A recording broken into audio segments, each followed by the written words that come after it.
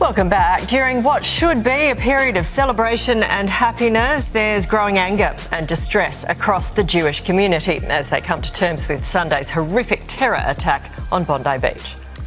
With anti-Semitism clearly on the rise, former PM John Howard has hit out at the government for their failures to address and stamp out Jewish hate in recent years. For more, we're joined by Giri Siviraman, Australia's Race Discrimination Commissioner. Thanks for joining us this morning.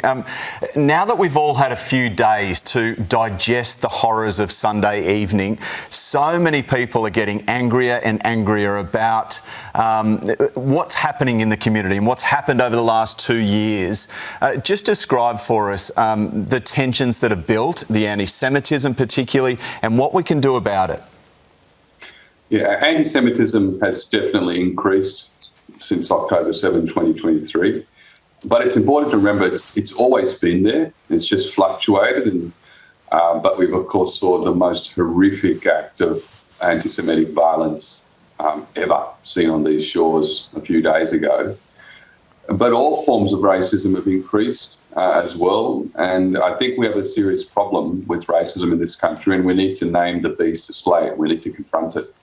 So the question, I guess, is how do we do that? I noticed John Howard said Anthony Albanese hasn't provided the moral leadership a Prime Minister can to denounce anti-Semitism. Would you agree with that?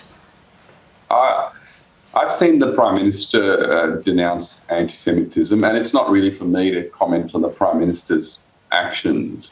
I think the important thing to understand is that we need a comprehensive whole of society approach to tackle anti-Semitism and racism, which is what we called for in the National Anti-Racism Framework, which we tabled with government a year ago.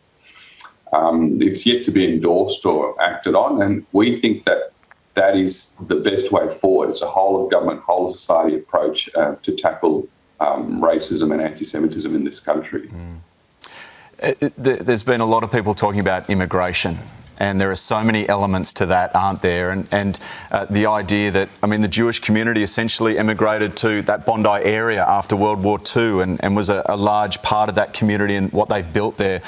We know that immigrants were heroes on Sunday evening to help try and reduce the amount of people that were killed. We heard Matilda's parents last night who are immigrants to this country. It's not just about purely immigration, is it? No, absolutely not. I've been really disappointed in some of the debate on immigration after these horrific attacks, but also before, in the sense of immigrants being dehumanised or demonised or blamed for problems that have far more complex sources and need far more complex solutions.